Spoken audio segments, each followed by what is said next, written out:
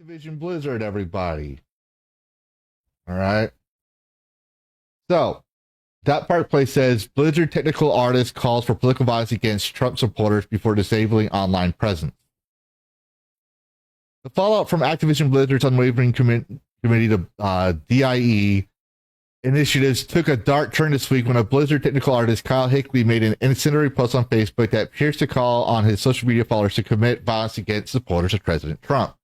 Now, if you watch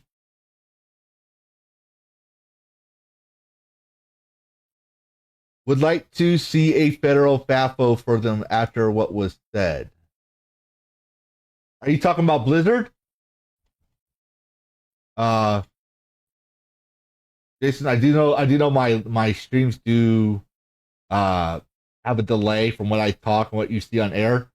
So who's them? So I know what you're talking about. But going back to what I was saying, if you watch my previous podcasts, I know they're fucking long. I try to put chapters on there. I mentioned what are the limits of free speech, because not everything is free speech protected. Like people say, "I'm a free speech abolitionist." Well, if you lie, that's not free speech. If defamation is not free speech, if you for example say, I quote on I dream of blowing up the White House, and I'm not saying I want to blow up the White House. YouTube, chill. I'm just using a quote from a certain celebrity that said that. That could be seen as a call for violence. Okay. For example, Kathy Griffith decapitated, unalived the president on Minecraft in Minecraft on her little comedy skit that the Secret Service went after her because that's not free speech. All right. In this case, what Kyle Jacob Hickley said could be seen as justifiable cause for violent speech. Actual speech that's not protected by the First Amendment. All right. On January 21st, because here's the tweet here, unalive your local MAGA. Just one day after the inauguration of President Donald Trump, he wrote, "Unalive your local MAGA." You can actually see the word. I'm trying to make sure I don't get myself inadvertently banned. That was the entire post. It contained no qualifiers, emojis, or humor that might suggest it was a joke or satirical statement. So we're left to assume. And I'm not going to assume anything. I'm going to say that just by what is said here and the amount of support, people are endorsing this behavior. He actually wants someone to do it. And he could come by later on and say, "Oh, I was just joking. I don't really want this guy to be unalived to Minecraft." But that's not what he said. All right. This dark and alarming message was liked by several of his followers, including Max Davenport, the associate art director at Gearbox Software. The post came to the public attention after being shared by Mark Kern, former Worldcraft team member and outspoken critic of DEI in gaming industry, known by his online moniker Grooms. Kern posted a screenshot of Hickley's statement on X the same day he criticized Activision-Blizzard President Rob Kosich for doubling down on DEI initiatives. Koch's message, as reported yesterday, reaffirmed Activision's commitment to DEI, stating, "To be clear, this work continues to be extremely important in everything that we do. It's important to our games, our culture, and who we are as a company. Our inclusive growth team has made great strides in helping us weave inclusivity into all aspects of business. Our strategy here remains focused on enhancing the experiences of all employees, providing exceptional experiences to players globally, and providing access opportunities to those interacting with our company and brand. I look forward to all the great work we'll continue to do together." Grums did not mince words in connecting with Hickley's post to Activision Blizzard's corporate environment. This type of atmosphere is Activision President Rob Kosich is fostering as he doubles down on woke and SEG today, he wrote. HR turns a blind eye to open calls for violence and death at these studios. They've gotten away with this for years as they mistakenly thought they were protected on the right side of history. Right. Following the backlash, Hickley appears to have deactivated all his social media accounts, including his Facebook and LinkedIn pages, and has taken his personal art website offline. Neither Hickley nor Activision-Blizzard has released a statement on the matter. In response to Hickley's post, what he described as toxic program at Activision-Blizzard, Kern has called for a boycott of Call of Duty until the company takes decisive action. As seen here, it's time to boycott Call of Duty until they remove DEI from Activision and their president repeals the toxic program. You can't have employees wishing death to MAGA and a president double down on DEI. Americans deserve better games and game companies. Kern's statement has already gained traction among gamers frustrated with Activision Blizzard's policies and perceived political bias. This latest Blizzard art controversy highlights growing concerns over the intersection of politics, corporate culture, and game industry's direction under DEI-focused initiatives. Like here's a screenshot of trans flag and trans bullets. Hickey's post is not the first time political tensions have surfaced within the gaming world. In recent years, game studios have faced accusations of fostering hostile work environments where dissenting viewpoints are stifled and ideology conformity is enforced. Critics argue that DEI programs and those championed by Activision Blizzard exacerbate these issues by promoting divisive policies and creating an us versus them mentality within the workplace. The involvement of Max Davenport, associate art director at Gearbox Software, adds another layer of complexity. While Davenport has not commented on his reaction to Hickey's post, his apparent endorsement raises questions about how widespread such sentiments are within the gaming industry. The timing of this controversy could not be worse for Activision Blizzard. What with President Trump's administration signaling an end to DEI-related initiatives within federal agencies, an announcement that directly affects Activision Blizzard's Call of Duty endowment programs. With the Department of Defense, the company now faces scrutiny from both the government and its audience. Will Activision Blizzard respond to the growing backlash against its outspoken artists, or will they continue to double down on their DEI agenda? And they ask for it sounding off in the comments below. Now, I'm going to answer. I see people are commenting, and I will answer it once I get done with this topic, because we have a few tabs I want to go through. Disclaimer, I don't play Call of Duty, and it's not because I think it's woke or anything. Full transparency here, I have PTSD and TBI, post-traumatic brain, post-traumatic,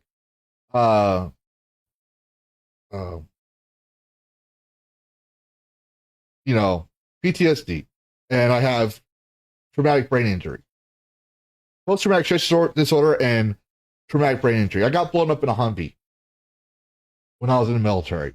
Okay, so that's why sometimes you might see I might say the words I'm reading on screen might say waffles and I say potatoes, or you might hear me go because my brain is trying to get my mouth to talk.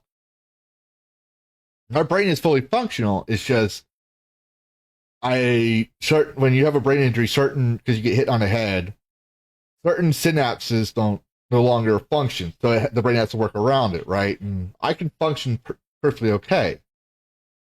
But there's that. Now for the PTSD, I can't play Call of Duty. I could not play Call of Duty since I believe Modern Warfare 2. I had to have a friend play the war in Iraq portion of the game. I still played the game, but I froze when we went through the schoolhouse, and we had the Humvee patrol. I froze during all that. It was almost literally word for word, picture for picture, frame by frame, similar to my experiences in Iraq. Now, it was not the whole thing like Iraq. It wasn't based on my mission or anything. I'm not saying that. I'm saying it reminded me of that. And I wanted to get through that part. So I had a friend play that part for me. I tried playing Black Ops. And I could and I couldn't at the same time. I can't play multiplayer. So I don't play Call of Duty. I'm not going to tell you not to play it, but just giving full transparency, I don't play that game, but I hear about what's going on. But if your employees are spending more time on politics than the game, there's something wrong. All right. Because they're doubling down, right? As PC Games puts out, I haven't played WoW in years as well, but I had friends that played the latest expansion, The War Within, and they hate the game. They hate the expansion. And this is what I'm saying. You need to stop focusing on politics and focusing on what makes the game good. PC Games In reports, wow, the War Within is great, but there's one major flaw. I tested out the WoW War Within Alpha in London, and while this was a few years ago, I believe, oh no, this is 9 months ago. And while it's one of the best episodes I've seen, there's one major flaw. The island of Dorne's a battleground. You awaken beneath a pile of boulders, waves crashing against a stony beach, littered with corpses. Your rescuer called out to either Jaina or Thrall. The champion had survived before being cut down by slaves of anarchy monsters that swarms the sands. This is our introduction to World of Warcraft, the War Within, and its absolute chaos. Chunks of glowing purple lie embedded in the sands, potentially foreshadowing the fate of the iconic floating city of Dalaran, which lore snippets hint lies in the ruins around us. As I push the new ruins back to whence they came, I'm invited to take to the skies using the all-new dynamic flight modes once called dragon riding. As the tempest rages and the skies gray, the clouds part to reveal the sprawling Lord of the Rings-esque city of Dornogal, World of Warcraft's newest hub zone. And this is where I got interested in it because I love dragons. Obviously, I'm a dragon myself, you know. But I was like, oh, maybe I come back into this. I haven't played since the Burning Crusade, and I didn't finish Wrath of the Lich King. Not the classics. I'm talking about when they came out. So that shows you how long ago it was. And back then, everyone played WoW. Everyone played WoW. Even as there were soldiers that were playing WoW. As soon as our duty was done for a day when we were dismissed, a lot of soldiers didn't go out drinking. A lot of soldiers went to their barracks, logged on their computers, and played WoW, ordering pizzas. And in the middle of the night at 9 p.m., they were still in their ACUs playing WoW up until 2 o'clock in the morning, took a shower, went to bed, got up for PT the next morning. Or on weekends, they would play 48 hours straight.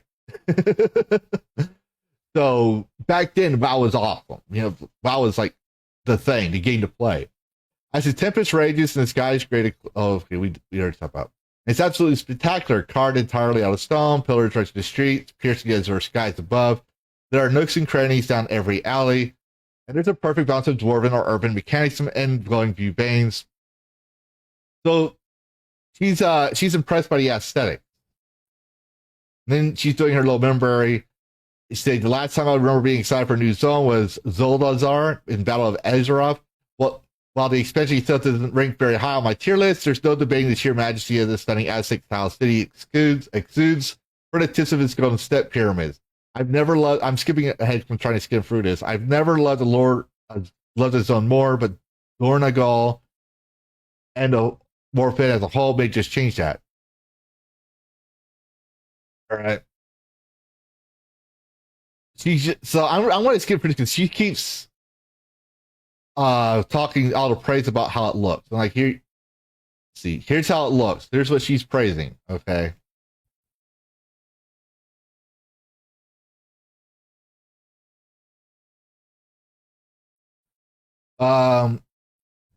Speaking of spiders, Wild now has an accurate filter I've ranted before about how well animated their 8-league monsters are in comparison to some other enemies in the game. They kept me up all night. And here's the thing.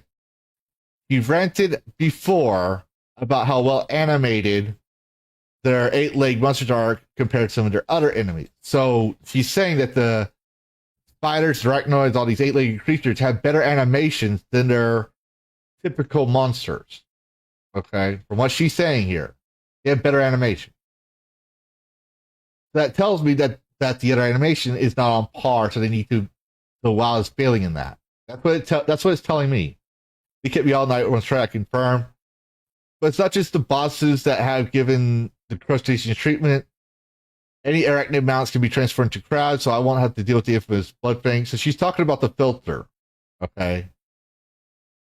All right. There's a filter that changes the spiders into something else.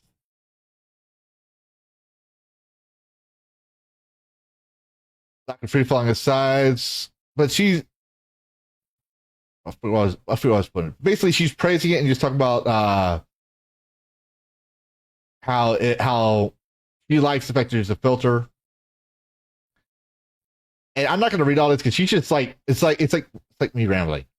So I thought this was the one. I guess I closed the wrong. I have when I do these things, I have like 500 pages open for a certain subject, and I go through and I read them all, and then I try to close the ones out because obviously my CPU, my GPA, and all that, all that stuff is going down. So I try to close the ones and keep the ones I want. But Tweaktown here also mentions the double down on I don't know why they decided to put Assassin's Creed, but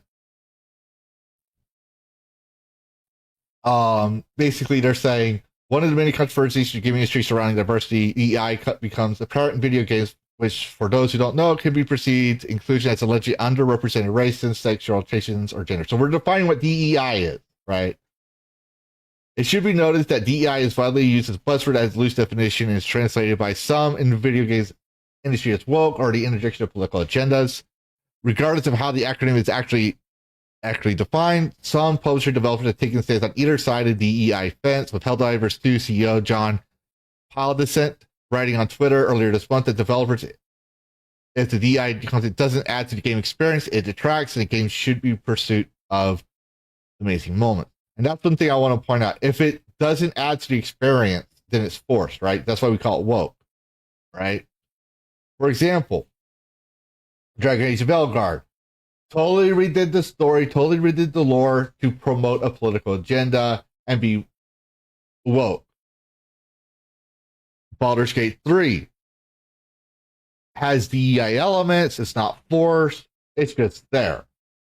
People still argue that it's woke, but because it's in there, but you're not forced into it. And it, in my personal opinion, because I did play Baldur's Gate 3, to my personal experience, I enjoyed my time playing it. It was fun. The mechanics were still fun. The story was fun. There were some parts where I tried streaming it and stuff. There were some parts that I had it modded. I was trying to test the mod out because I wanted to do mod reviews and stuff and that. And I was like, okay, I'm not going to do this because it's too much. And the game was acting all weird. So I might do Baldur's Gate 3 another time. But there are some parts in there where I walk into the barn and see goblins, doing their thing, or orcs, whatever you want to call them. But the game was fun. I never finished it, but the game was fun. There was a lot of options, or a lot of things to do. And so that's a game people argue is woke, but as we're saying here, it's not detracting from the game experience. On the other side of the fence, Activision-Blizzard is embracing DEI across its entire company, with president of Activision Publishing, Rob Constance, writing in a now elite company-wide message. To be clear, this work continue to be extremely important in everything that we do. Our inclusive growth team has made great strides in helping us weave inclusivity into all aspects of business. I think they mean has made. But anyways, so he's saying that no game, be it Call of Duty, Activision Blizzard's World of Warcraft, any of that stuff, Activision Blizzard will be focused on making DEI their main topic, not making a good game. Critics of DEI video games have viewed their inclusion as developers injecting a political statement into a game where it shouldn't be, and where it's discovered or felt out of place. It's sometimes perceived as an agenda as being pushed onto gamers or people behind the title are trying to make a statement that's inherently contentious regardless of whether it should be controversial or not. All right. And then here we have WoW Vendor. The reason I'm saying this is because I don't play WoW. I wanted what people who play the games, their statements was. Don't worry, I'm not going to read. The whole part of this thing is they're saying it is WoW a dead game in the current state in 2024. And I'm going to go down.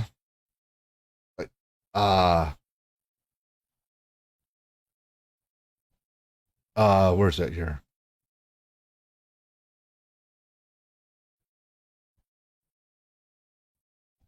Here. Where's that? This is, sorry, give me a second. I had this highlighted. It's not highlighted no more.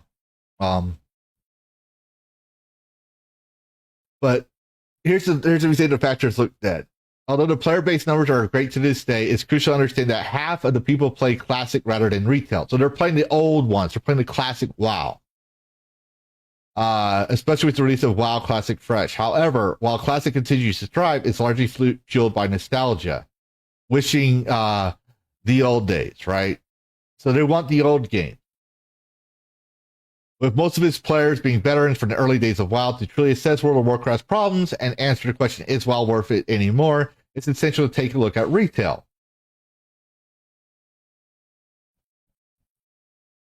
Thanks for the sharing me tonight. Long quiz. Have you ever been waiting in a PvP opponent for more than an hour? That happens quite often today. I remember doing raids and we were in a raid in like 5 minutes. Well, 5 minutes being the fact that, if you had good internet. Since the introduction of solo shuffle, many PvPers have been experienced various issues in this aspect of the game. Invitation thresholds. It is crazy how much a player has to have just to get into an M+ or raid party these days. Play a meta spec, bring food, install add-ons, do damage, and be an expert in 10 different boss mechanics going on simultaneously. New player unfriendliness. WoW is getting more and more complex each expansion. Imagine all the struggle of a newbie has to go through to try out everything it has to offer today. In summary, only a fraction of players are willing to invest the effort required to access in-game content. Meanwhile, veteran players are gradually leaving, and new players aren't joining quickly enough. Can a game in such a state be considered alive? Surprisingly, the answer is yes. And that's a matter of an opinion. Like I said, this is a pro WoW webpage. But he says a lot. There a lot of new players are leaving. They come in, they leave because they're intimidated, and veterans are leaving. But I wanted to point out that for live action games, you need to find your niche. You need to find your fan base that like everyone's gonna play Helldivers 2 when it came out, right? But after the controversy, people start leaving. But if that controversy didn't happen, where places you needed this, eventually over time, people would leave that game for something else, while the fans that were dedicated and love the game will stay in there. For example, I love Skyrim. All right, Skyrim's a single player game, but it's one of my favorite games. I still play it to this day. I still mod it. I still keep it fresh in my mind. And then I've been a fan of Skyrim since Oblivion and Morrowind. All right, they kept me for those titles. So I would be considered a veteran player of Elder Scrolls. I never played Fallout up until I played Fallout 3. No, I played Fallout New Vegas in 2015 because a friend said I should play it before I played Fallout 4. And then I started playing Fallout 4.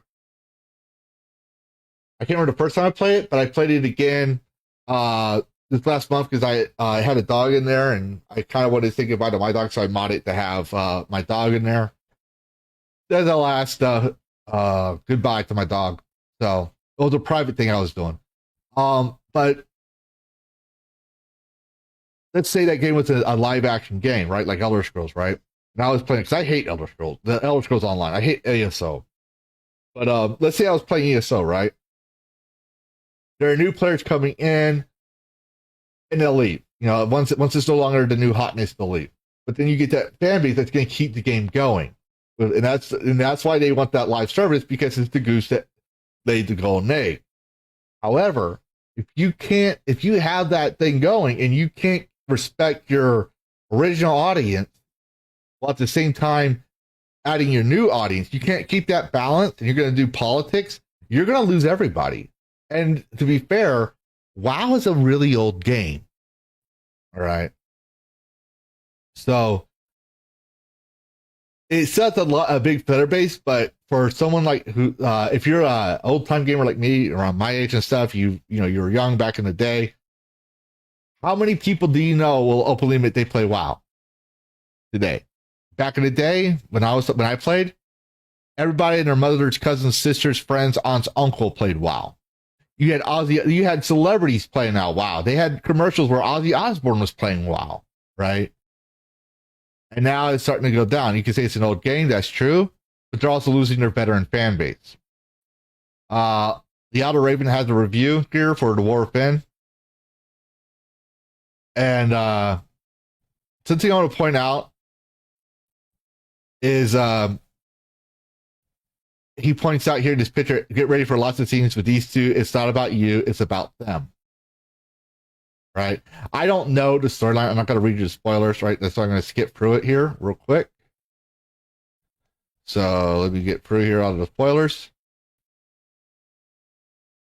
If there's one thing the area of the World of Warcraft has progressed because it's the graphics involved in the game. Remember, the guy is an artist, right? For well, I don't know if he works on. He's an artist for Activision-Blizzard, right? Kickley. But he's apparently an artist, right? And he just said he's talking about the art here, the graphics involved. Since Warcraft is 20 years old, the graphics, which can run on potato chips, look and feel very dated. Yes, there's an update to the game during Shadowlands. It looks so dated on 1080p monitors, but with 4K becoming the standard in gaming, seeing 20-year-old graphics with a slight upscale to HD isn't enough anymore.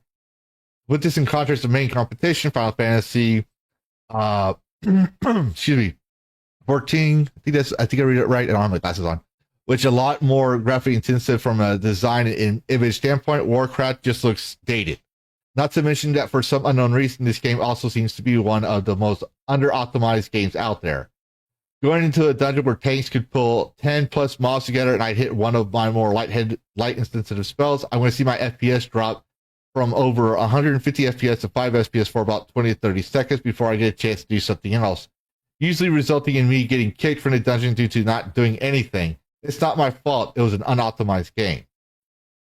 Comparing with TWW Final Fantasy, again, I would go into dungeons on raids. A lot of people would have the same thing happen, cast the same type of graphics intensive spells, and my FPS wouldn't dip on one single frame. This leads me to wondering how something that is 20 years old and can run on a potato has a worse graphical optimization than something that half its age and 100 times more impressive with design and function.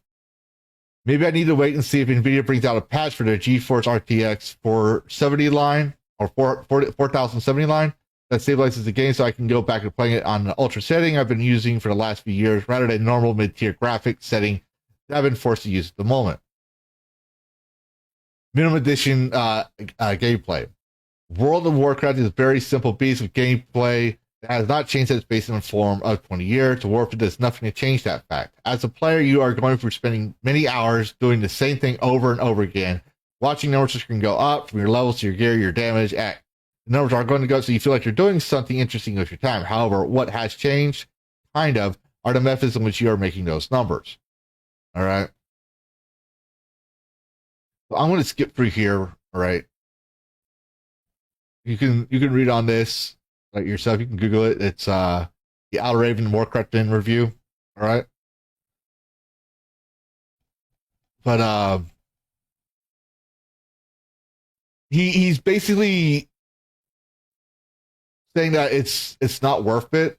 In my personal review I'm reading, one of my guilties mentioned especially says it should be how fun the story is, not the number of alts you already have leveled. This is very true. Warcraft Fan was hyped up as a thrilling first chapter of the World Soul Saga, a 3-part trilogy of games that will be the biggest story in the World of Warcraft has ever told. But when I was sitting there 2 days after the official launch of the game, wondering what to do with my time in the game, I thought there had been a failure to live up to that hype. So he says after 2 days, the new hotness feeling was gone.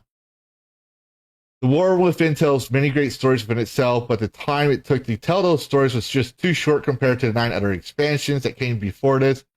Yes, there will be more of the story to be told over time as more patches add more content for players to play, but when your main offering, the one you pay $80 for, is so short and unfulfilling that it's hard to want to stick around to do more content, and the first seasonal expansion hasn't even started yet. This does not look good if people are bored only after 1 week of the game being available. Yes, I know the beginning of Season 1 of the expansion starting on September 10th, adding to a lot more content to the endgame with the War Within. I can't help but wonder if there's less content here than there was previously. Helpless Chris Metzen, your only hope. So basically, he's saying it's not, like I said, it's not worth the $80. They focus too much on politics and not enough on content, on product. But don't take my word for it. All right. This is the World of Warcraft forum. Dungeons are really, really bad in War Within, or is this a bug? I just did my first dungeon, the Rookery. What a joke. At level 71, mobs died in like 3 or 4 seconds. At some point, gathered in a whole room and everything died in 6 seconds. The bosses, like 10 to 15 seconds. This must be a bug. There's no explanation. The same goes for the open world too. Way too low turn. Everything dies within 2 to 3 hits. I am just shocked at how bad the experience is. It is. Zero sense of danger. Brain dead button smash and keep forward. Also, my gear, it's crazy, just normal stuff, not a raider. So he's saying he's not a raider. He doesn't go to dungeons too much. All right.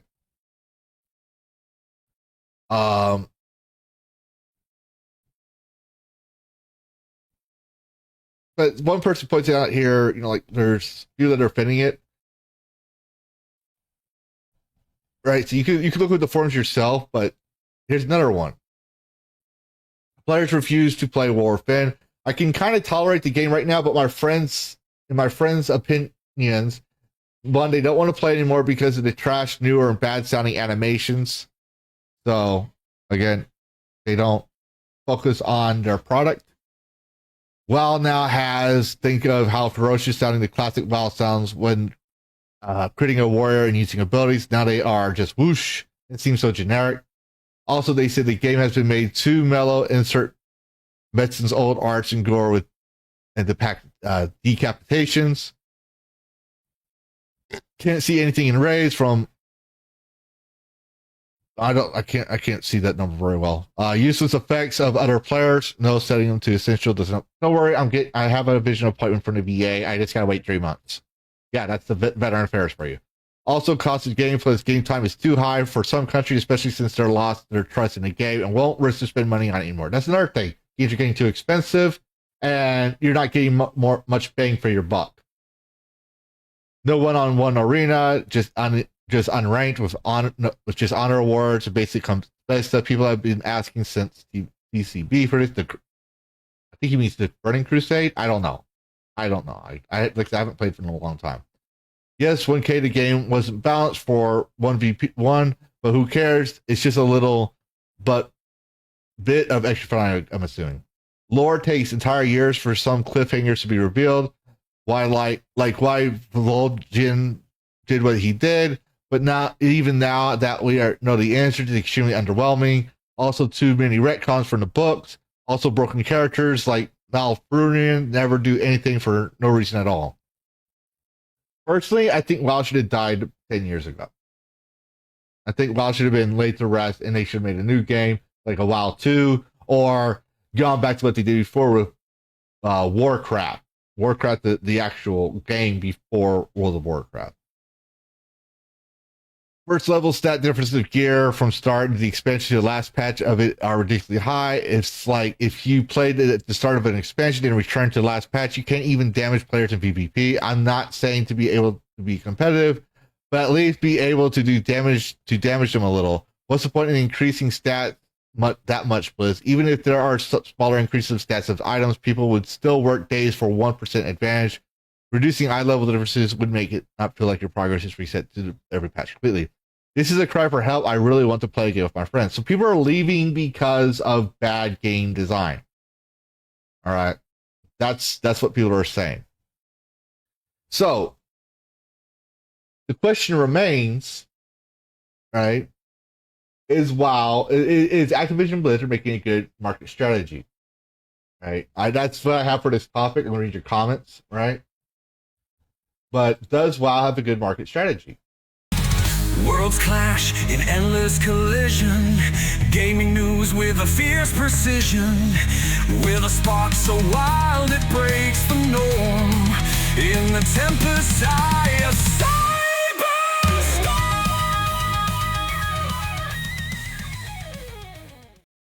Reclaim gaming in Dragoncast. Fire breathing wide, screaming loud. Lavistro's here to shake the crowd.